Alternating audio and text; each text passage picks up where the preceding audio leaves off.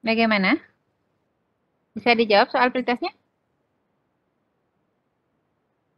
Suara saya jelas terdengar nggak? Bisa, Ibu. Bisa, Ibu. Jelas, Ibu. Oke. Bagaimana PR yang tadi saya berikan saat kuliah? Mohon bantuannya untuk kakak-kakak Astus mencatat keaktifan diskusi adik-adiknya ya. Silakan disebutkan nama dan NIM-nya, kalau mau share screen juga boleh. Berkaitan dengan perhitungan tadi. Jadi kita, karena ini sifatnya diskusi ya praktikumnya ya, jadi saya lebih ke diskusi saja. Adik-adik ada menyiapkan PPT ya, mungkin nanti aja dipaparkan. Saya mau tanya dulu untuk tugas yang tadi berkaitan dengan perhitungan. Untuk perhitungan pH sudah dibuat? pH larutan untuk sampel yang adik-adik kerjakan? Atau nanti sambil jalan? Mungkin ada yang sudah mendapatkan informasi sebelum kita lanjutkan?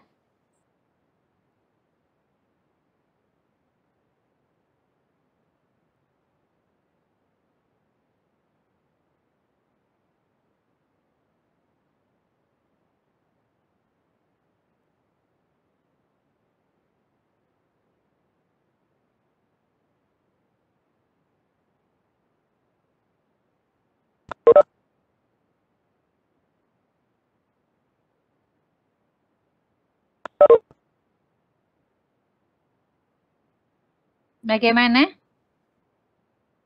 Halo? Mungkin dari NIM 4, 1, 2, 3, dan 5. 1, 2, 3, 4, 5. Ada yang mau menyampaikan hasil penelusuran pustakanya atau tadi karena mepet ya, habis kuliah langsung praktikum. Jadi kalian prepare, silakan. Siapa? Jangan lupa sebutin nama dan NIM. Halo Dedek.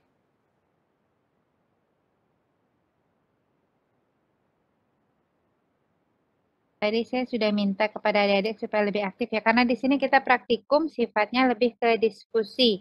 Jadi biasanya kalau kita praktikum real di lab, jadi kita ada 2 kali pertemuan. Pertemuan pertama kita itu adalah diskusi kerja. Jadi bagaimana kalian mempersiapkan jurnal, memang sudah ada sih di penuntunnya. Kesiapan kalian bagaimana untuk praktikum selanjutnya, praktikum berikutnya, kemudian larutan apa yang harus dibuat, berapa mili buatnya, konsentrasinya berapa, nimbangnya berapa, cara membuatnya gimana. Jadi kita ada pertemuan untuk pembuatan larutan terlebih dahulu, baru nanti di minggu depannya itu adalah diskusi. Jadi kalau di sini sekarang saya minta adik-adik nanti mungkin ada satu kelompok aja perwakilan untuk memaparkan kerjaan kalian ke depannya kira-kira akan seperti apa. Lalu nanti kita bahas bersama. Untuk pembuatan larutan juga begitu. Apa yang harus kalian timbang, berapa mili kalian harus membuatnya, itu kan semua harus diperhitungkan ya. Nggak sembarangan kalian misalnya asal aja buat 1 liter, 2 liter, ternyata kalian perlunya cuma 10 mili, kan buang-buang bahan, seperti itu. Jadi itulah yang dinilai untuk pertemuan kita yang pertama. Jadi bagaimana kalian, apakah kalian sudah memahami belum, siap kerja atau enggak, begitu. Nanti dari hasil pretestnya mungkin masih dikoreksi oleh asdosnya. Nanti akan disampaikan seperti apa hasilnya ya. Nanti mungkin bisa menghubungi Kak Triwahyu untuk yang praktikum hari ini. Sebelum lanjut, saya tanya dulu. Ada yang sudah mendapatkan jawaban tadi, perhitungan 25 mg dalam 25 ml metanol itu setara dengan berapa ppm? Atau ada yang bisa share screen? Angga? Izin menjawab. Ya, silakan Angga. Apakah perlu di share screen? Tapi saya rumusnya, cuman saya lihat rumus saja. Belum saya udah. Boleh di share screen aja Angga, biar lebih jelas. Karena kalau Angga menyampaikan, teman-temannya nanti agak susah menyimaknya. Yang menjawab tolong on cam ya, silakan Angga.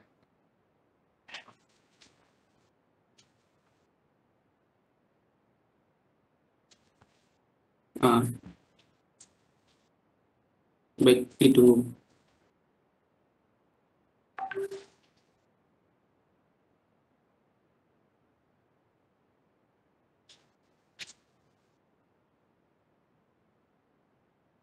Apakah share screen saya sudah terlihat? Sudah Dek, lalu gimana? Dari pertanyaan Ibu tadi, yang ini. eh, saya menyimpulkan bahwa rumus ppm itu akan part per million. Jadinya untuk menghitungnya itu pada soal 25 miligram dalam 25 mililiter begitu kan. Jadi dalam rumus ppm tersebut yang digunakan adalah massa terlarut dalam bentuk miligram dan volume larutan dalam bentuk liter, sehingga mililiter ke liter jadinya kan turun sebanyak 10 pangkat min 3, atau bisa dikatakan bahwa massa terlarutnya dalam miligram tersebut dikalikan 1000, jadinya 25 kali 1000 per 25, jadi pp part per millionnya jadinya 1000 nilainya.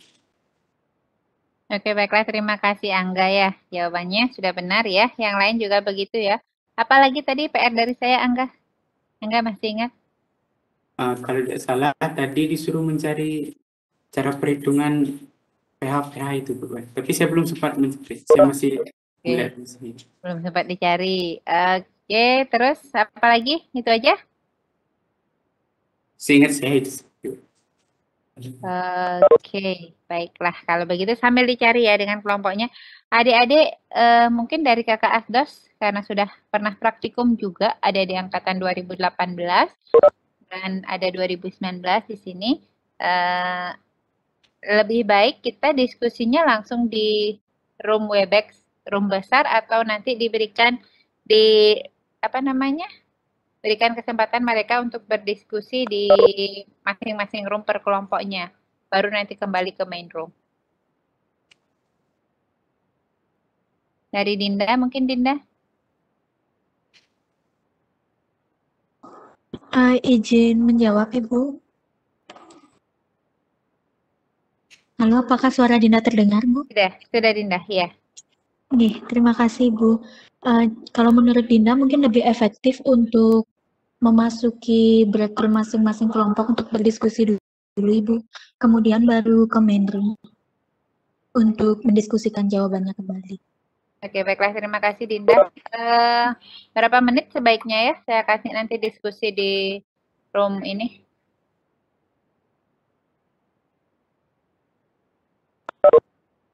Bagaimana dari adik-adik mungkin untuk berkaitan dengan perhitungan tadi? Dari praktikan, mau berapa menit?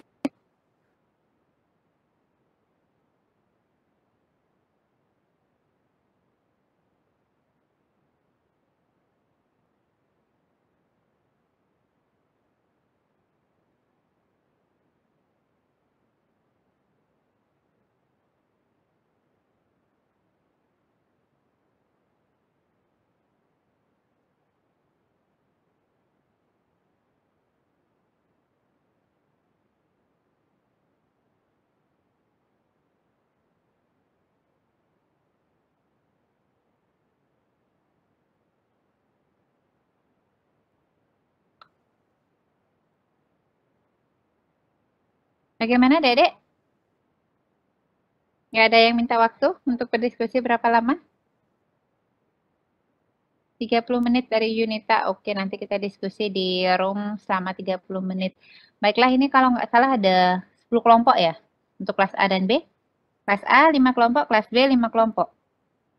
Mohon kepada Asdos di sini dari angkatan 2019 ada 3, 4, 5 orang ya. Jadi nanti sudah dibagi pembagian Asdosnya, Hari, Diva, Joantarisa, Triwahyu, dan Karina? Sudah dibagi, Bu, untuk pembagian kelompok. Oke, atau mungkin bisa dibagi nanti main roomnya itu 2 kelompok jadi 1 ya, biar bisa Asdosnya masuk di room itu. Iya, Ibu, 2 kelompok jadi 1. Oke, nanti silahkan mungkin saya akan baginya sesuai urutan name ya. Jadi saya buat 5 room, nanti room 1 untuk Hari, 2 Diva, 3 Yuantarisa, 4 Triwahyu, dan 5-nya untuk Karina ya. Tapi nanti saya mau 1 kelompok dulu untuk presentasi berkaitan dengan topik yang akan dipraktikumkan nantinya. Silakan 1 kelompok, siapa yang bersedia untuk presentasi? Mungkin sebentar aja ya, jangan lama-lama ya.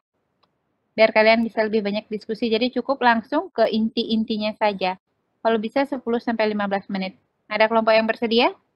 Kalau nggak ada yang bersedia, nanti saya tunjuk. Silakan.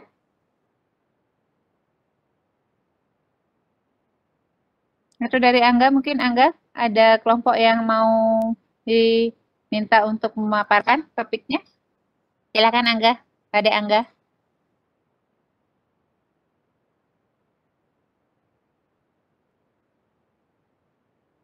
Kelompok 5 golongan B izin. Oke, silahkan. Siapa panggilannya, Dek? Frances? Cari Tapia? Saya Ica, Bu. Ica dipanggil ya. Oke, silakan Ica. Baik, Bu. Terima kasih. Sekarang dicatat ya Kakak Asdas untuk keaktifannya. Oke, silakan.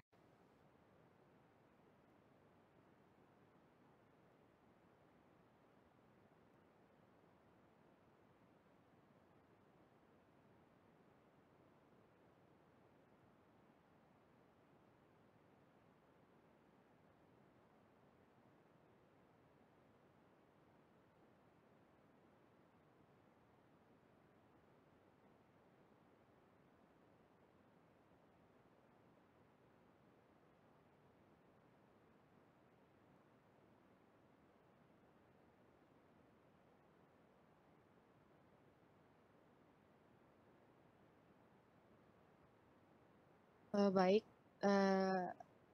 terima kasih atas kesempatannya. Jadi selamat siang Bu Widi, kakak-kakak Asras dan teman-teman semua. Kami dari kelompok 5 golongan B izin untuk mempresentasikan jurnal awal mengenai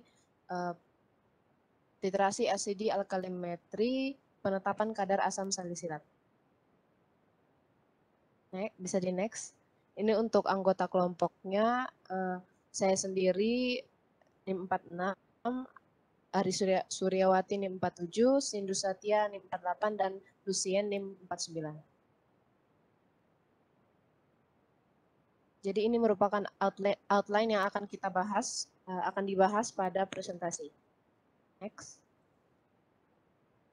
Yang pertama untuk tujuan praktikum, jadi tujuan praktikum kali ini yang pertama yaitu mahasiswa mampu memahami metode titrasi asidi alkalimetri.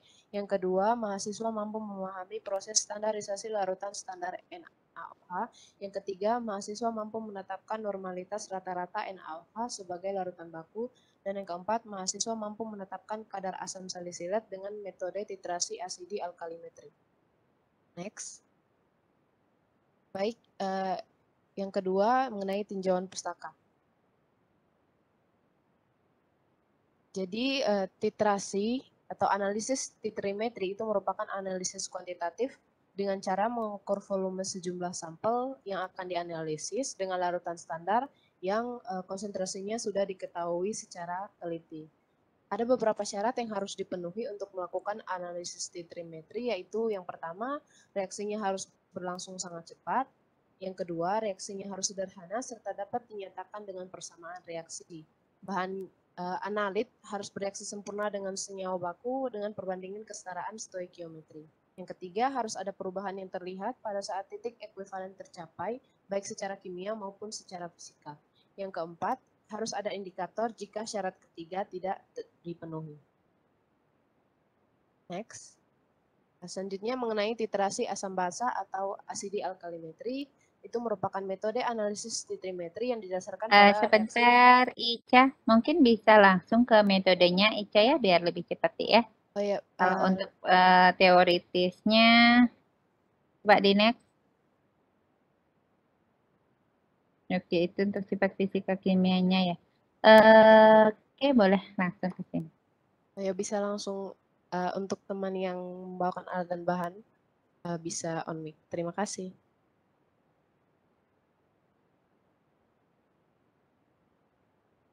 Baik, saya izin melanjutkan presentasi. Jadi untuk pada praktikum kali ini, adapun alat-alat yang kami gunakan, yaitu yang pertama ada statif, ada buret, kemudian ada batang pengaduk, labu ukur, kertas label, ada bulk viewer, ada glass beaker, labu Erlenmeyer, kaca analitik, pipet tetes, pipet volume, pipet ukur, sendok tanduk, aluminium foil, dan kertas perkamen. Next. Dan kemudian untuk bahan-bahan yang digunakan dalam praktikum kali ini ada asam oksalat, asam salisilat, merah fenol, etanol P, fenolftalein, aqueous, dan NaOH. Bisa di next. Baik, untuk prosedur kerja akan dibawakan oleh rekan saya. Dipersilakan.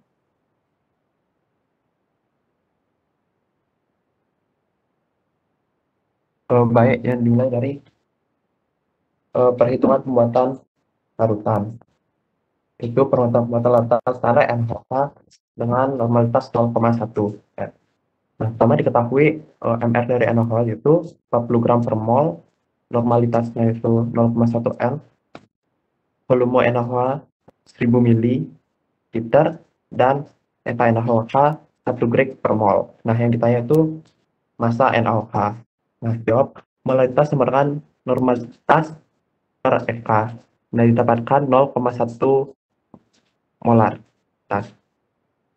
Nah, selanjutnya molaritas sama dengan massa per mr dikali 1000 mili 1000 per volume, sehingga didapatkan massa sama dengan 4 gram. Nah, berdasarkan perhitungan itu didapatkan NaOH yang diperlukan untuk buat larutan standar 0,1 normal adalah 4 gram.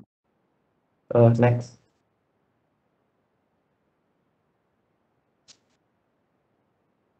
Selanjutnya perhitungan pembuatan larutan baku primer asam oksalat.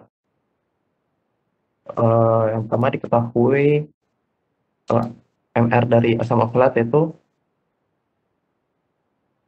126 gram per mol. Massa asam oksalat 3,15 gram. Asam oksalat 2 gram per mol. Dan volume asam oksalat 500 mili. Nah, ditanya normalitas dari asam oksalat. Nah, jawab. Moralitas asam oksalat sama dengan massa per mr dikali 1000 per volume, sama dengan kita dapatkan 0,05 molar. Selanjutnya normalitas asam oksalat sama dengan M dikali EKA, sama dengan 0,05 M dikali 2 gram per mol, sehingga dapatkan 0,1 normal. Nah, berdasarkan perhitungan itu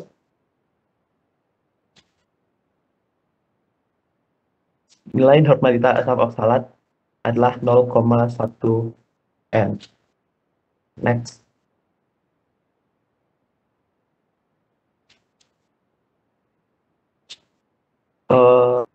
Karena untuk skema dilanjutkan oleh rekan saya. Terima kasih. Baik, untuk yang selanjutnya adalah skema kerja. Langkah pertama adalah pembuatan dan standarisasi larutan. Untuk pembuatan larutan etanol encer, yang pertama adalah diukur etanol P sebanyak 500 ml, kemudian dimasukkan ke dalam labu takar dengan ukuran 1000 ml, dan ditambahkan dengan aquades hingga mencapai tanda batas, kemudian digocok hingga homogen. Selanjutnya, untuk pembuatan larutan netral, yang pertama adalah diambil 15 ml larutan etanol P dan dimasukkan dalam Erlenmeyer. Kemudian selanjutnya adalah larutan etanol encer ditambahkan dengan 10 tetes merah fenol, kemudian dilakukan titrasi dengan menggunakan NaOH 0,1 normalitas hingga larutan berwarna merah. Kemudian selanjutnya untuk pembuatan larutan standar NaOH 0,1 N, dilakukan penimbangan terlebih dahulu terhadap NaOH yaitu sebanyak 4 gram, kemudian dimasukkan ke dalam gelas beker. Selanjutnya adalah dilarutkan dengan air bebas karbon dioksida sedikit hingga terlarut pada gelas beker. Kemudian larutan dipindahkan ke dalam labu takar 1000 ml dan ditambahkan kembali dengan air bebas CO2 hingga tanda batas. Kemudian digojok hingga homogen dan dimasukkan larutan tersebut ke dalam botol dan dibungkus dengan aluminium foil serta diberi label. Langkah selanjutnya adalah pembuatan larutan baku primer asam oksalat. Yang pertama adalah melakukan timbangan dengan menimbang 3,15 gram asam oksalat, kemudian dimasukkan ke dalam labu takar 500 ml dan dilarutkan dengan air bebas CO2 dengan menambahkan air bebas CO2 hingga tanda batas pada labu takar. Langkah selanjutnya adalah standarisasi larutan NaOH. Yang pertama adalah dipipet 10 ml larutan asam oksalat, lalu dititrasi dengan larutan standar NaOH 0,1 N menggunakan indikator phenolphthalein. Kemudian dilakukan titrasi hingga mencapai titik akhir titrasi yang ditandai dengan terbentuknya warna merah yang stabil pada larutan. Langkah yang terakhir adalah metode penetapan dari kadar asam salisilat. Yang pertama adalah menimbang 500 mg asam salisilat, kemudian dilarutkan dengan etanol netral sebanyak 25 ml dan dilakukan titrasi dengan NaOH 0,1 N menggunakan indikator merah fenol dan dititrasi kembali hingga mencapai titik akhir titrasi yakni pada saat larutan berwarna merah muda yang stabil. Ini merupakan daftar pustaka yang kami gunakan dalam membuat jurnal awal. Sekian presentasi dari kami. Terima kasih.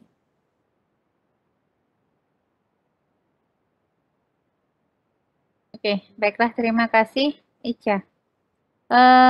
Oke, dari kelompok lain dulu coba saya tanya, ada yang mau menambahkan, mungkin ada perbedaan dengan kelompok yang presentasi? Mungkin bisa di-back ke bagian metodenya, Ica. Siapa nih yang share screen? Dosen panggilannya siapa, Dek? Si Ibu. Oke, ke bagian alat bahan. Bagaimana dari kelompok yang lain? Oke, ini untuk alatnya. Kira-kira ada yang mau menambahkan nggak alat yang kurang? Apakah semua sudah pernah melihat secara langsung semua peralatan ini? Mungkin ada alat yang kurang, silahkan sebutkan nama dan NIM-nya. Sekarang kita masuk ke sesi diskusi ya. Saya harap semua adik-adik bisa. Ya, silakan di on cam semua ya. Sebentar. Ya, Julio. Semua peserta praktikum saya harap on cam ya. Astos nggak apa-apa di off kan. Mohon maaf Ibu. Jadi Ibu, mohon maaf sekali untuk kelompok saya juga, saya baru ingat Ibu untuk alat praktikum yang kurang itu tadi setelah saya mencari itu di apa namanya buku-buku panduan yang terkait dengan praktikum yang sama, ternyata alat yang kurang itu adalah botol timbang Ibu. Untuk botol timbang adalah salah satu alat yang penting menurut saya, itu digunakan nanti pada saat apa namanya membuat larutan standar apa namanya untuk menimbang menimbang bahan atau yang digunakan pada saat membuat larutan standar NaOH dan asam oksalat sebagai baku primernya Ibu. Jadi kan kita ketahui untuk NaOH itu dia mudah untuk menyerap CO2 sehingga menjadi lembab. Jadi untuk mengurangi kontaknya dengan udara itu harus digunakan botol timbang agar ada tutupnya. Jadi kontaknya itu berkurang.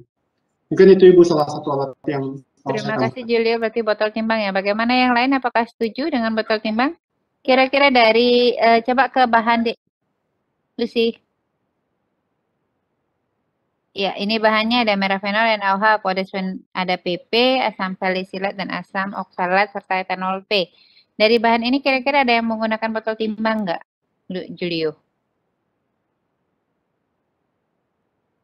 Untuk seperti yang saya bilang tadi Bu, ketika mohon maaf Ibu, untuk NaOH-nya di sini digunakan yang cair apa yang padat Bu ya? Karena untuk kelompok kami digunakan yang gitu Ibu. Oh, ini dibuatnya yang cair ya? Oke, ya. Yang padat biasanya kita kalau di lab yang tersedia itu adalah yang padat. Gimana? Oke Ibu, jadi kita menggunakan untuk menimbang yang menggunakan botol timbang itu adalah NaOH-nya Ibu untuk mengurangi kontak dengan CO2 karbon dioksida Ibu. Dan untuk asam oksalatnya juga.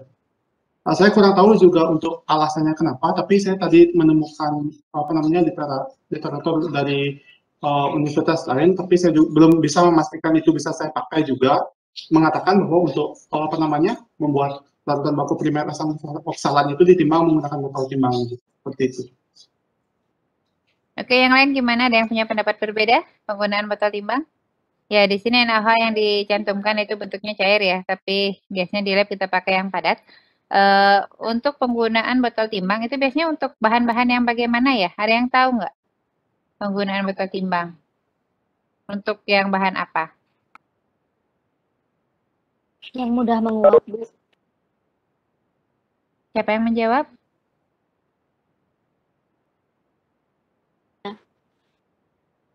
Saya Amalia, Bu. Oke, Amalia, yang mudah menguap ya. Itu aja untuk penggunaan NaOH di sini. Cocok nggak pakai botol timbang, Amalia? Masih mute, Dek.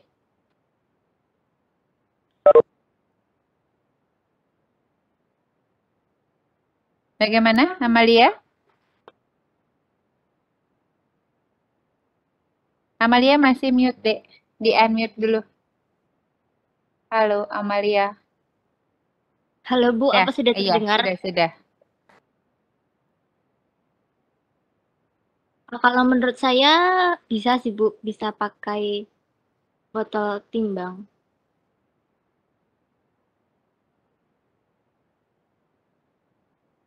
Oke, yang lain ada yang punya pendapat berbeda? Silakan.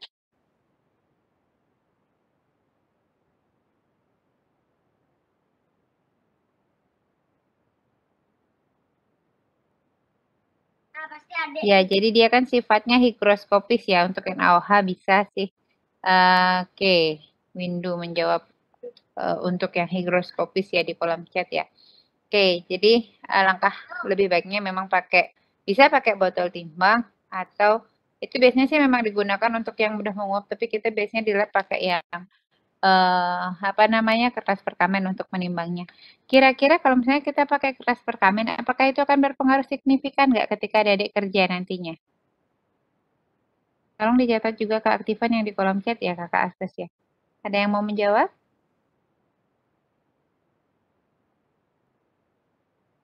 Kalau izin menjawab Ibu. Iya, Julio. Kalau menurut saya tergantung Ibu. Ketika kita menggunakan misalnya kertas perkamen itu kan apabila kita jarak antara penimbangan dan melarutkan si bahannya ini dengan pelarutnya nanti itu cukup lama, mungkin saja berpengaruh Ibu karena senyawannya ini akan lama kontak dengan udara sehingga mungkin ada saja yang berkurang kadarnya begitu Ibu. Jadi tergantung jarak antara penimbangan dan melarutkannya dia. Mungkin sekian Ibu jawaban dari saya. Terima kasih Julio. Ya, kira-kira dari prosedur pengerjaan adik-adik itu bisa diminimalisir nggak? Meskipun misalnya agak lama gitu, misalnya nimbangnya itu akan kelihatan di mana nantinya? Itu bisa kita koreksi di mana? Kalau terutama dalam prosedur kerja ini ya, untuk penetapan kadar ini ya. Ada yang tahu?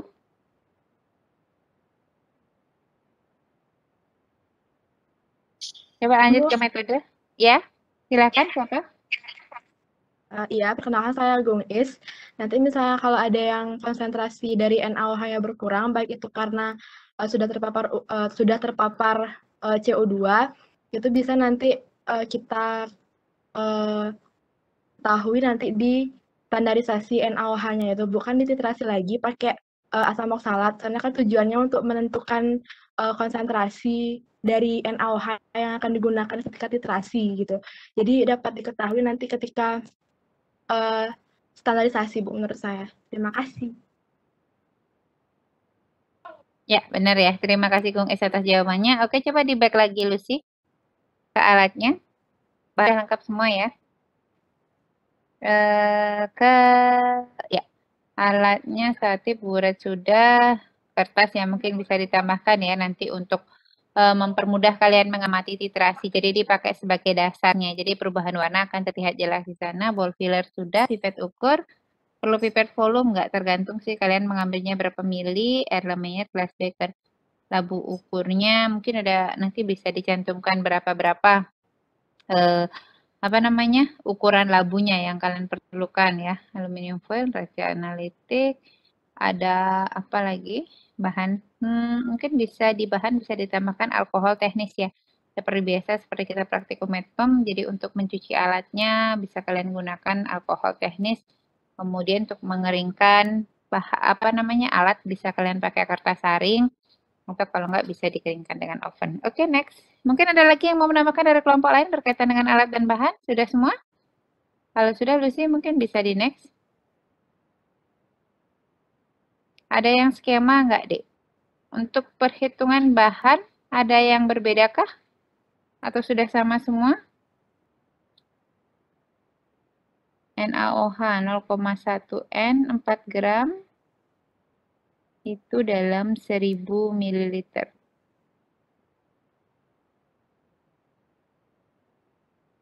Sama semua? Oke, sekarang yang menjadi pertanyaan saya, coba nanti kalian reka-reka ya. Tugas kalian nanti saat di rumah adalah membuat perhitungan contoh reaksi antara si sampel kalian di sini apa? Asam salisilat ya, dengan standarnya yaitu NaOH, bagaimana persamaan reaksinya, berapa banding berapa, berapa pH-nya setiap penambahan larutan, atau mungkin bisa kalian lihat titik ekivalennya itu ada pada volume berapa. Seharusnya kemudian mungkin bisa nanti dipakai satu contoh pada awal sebelum dititrasi pH-nya berapa, kemudian saat penambahan titran, dan setelah melewati titik ekivalen itu pH-nya berapa. Nanti bisa didiskusikan. Itu yang pertama. Kemudian yang kedua berkaitan dengan ini lakukan. Coba di back lagi deh yang tadi. Sudah, di next lagi.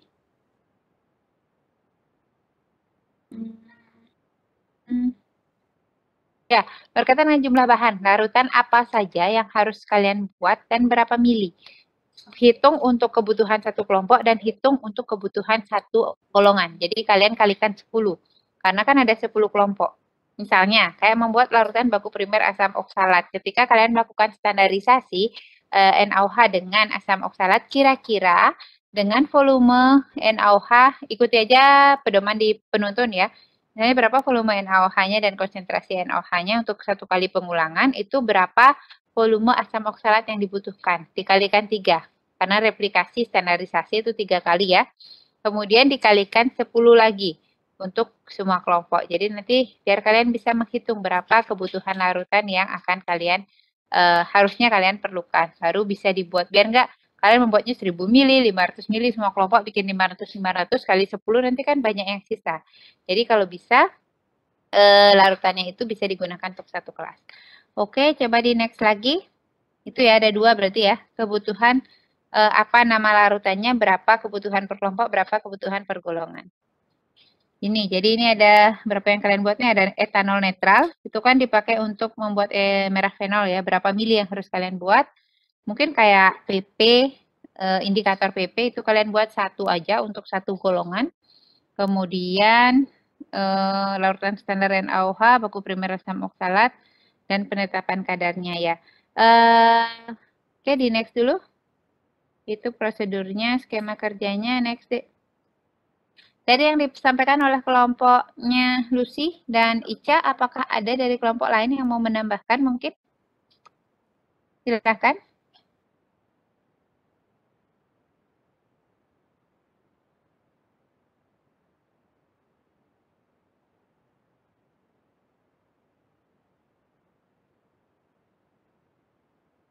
Ada yang mau menambahkan? Enggak? Semua sama? Coba di next lagi.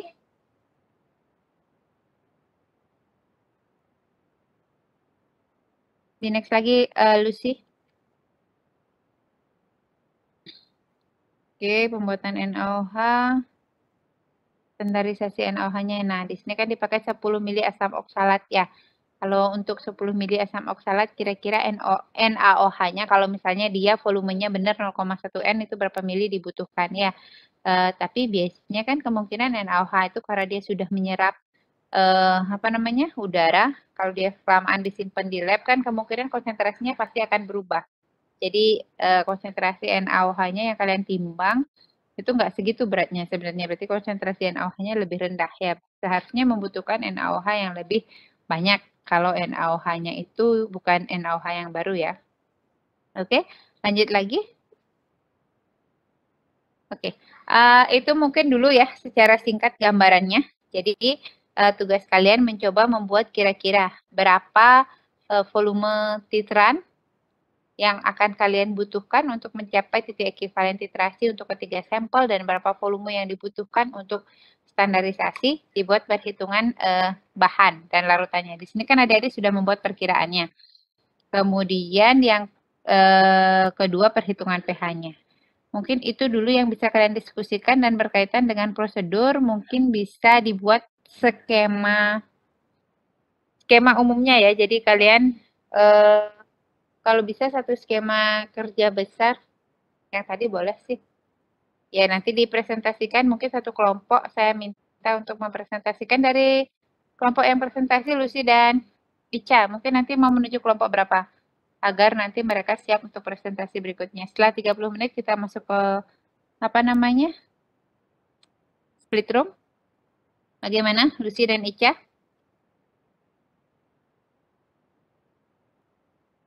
Saya akan buat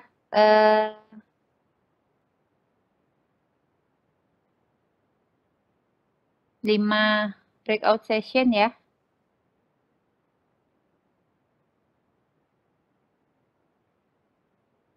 Sudah? Ada yang mau ditanyakan nggak? Adik-adik? Mungkin Lucy bisa stop sharing dulu ya, biar saya bisa lihat wajah-wajah kalian. Nggak semua on cam?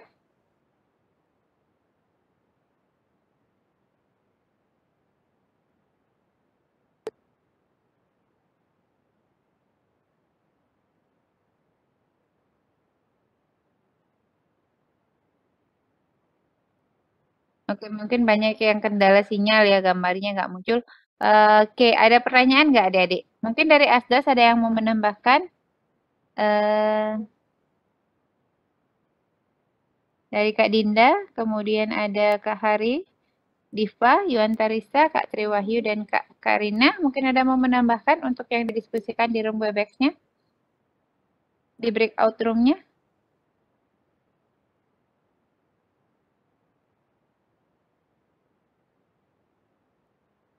Dinda? Hari, Diva, Yuantarisa, Triwahyu, dan Karina?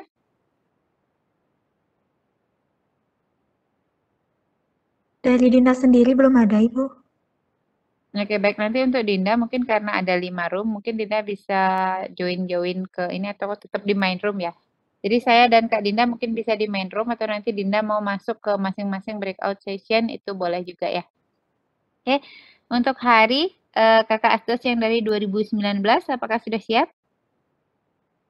Jadi saya bacakan kembali ya, saya akan buat 5 breakout session. Untuk room 1 itu Kak Hari, room 2 Diva, room 3 Yuantarisa, room 4 Triwahyu, dan room 5 Karina. Oke, baiklah kalau begitu adik-adik kita masuk ke breakout session terlebih dahulu selama 30 menit. Nanti kita kembali setelah 30 menit ya. Silakan didiskusikan di sana. Kalau ada pertanyaan kalian bisa keluar dulu dari breakout sessionnya, tanya ke saya boleh atau kalau enggak langsung tanya ke Asdos di masing-masing room. Terima kasih. Silakan join ke masing-masing breakout session ya. Sebentar, mana dia?